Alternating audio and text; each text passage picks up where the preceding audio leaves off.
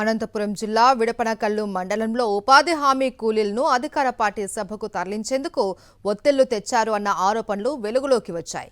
మంత్రి పయ్యావుల కేశవ్ కార్యక్రమానికి రాకపోతే ఉపాధి పనులు ఇవ్వబోము అంటూ ఫీల్డ్ అసిస్టెంట్ కూలీలను బెదిరించినట్లు ఆరోపణలు వ్యక్తమవుతున్నాయి. ఇందుకు సంబంధించిన ఆడియో సోషల్ మీడియాలో వైరల్ అవుతోంది. నిన్న కొత్తకోట గ్రామంలో నిర్వహించిన అన్నదాత సుఖీభవ పీఎం కిసాన్ నిధుల విడుదల కార్యక్రమానికి మంత్రి పయ్యావుల కేశవ్ హాజరయ్యారు. ఈ సభకు ఉపాధి కూలీలు తప్పనిసరిగా రావాలి అని, రాకపోతే ఉపాధి పనులు పెట్టేది లేదంటూ ఫీల్డ్ అసిస్టెంట్ దుర్గన్న హెచ్చరించినట్లు ఆరోపణలు వినిపిస్తున్నాయి. అంతేకాకుండా అబద్ధాలు చెబితే నమ్మేది లేదు, సభకు వచ్చిన వారి సంతకాలు తీసుకుంటాను, జాగ్రత్త అంటూ ఫీల్డ్ అసిస్టెంట్ వాయిస్ మెసేజ్లో హెచ్చరించినట్లు సమాచారం.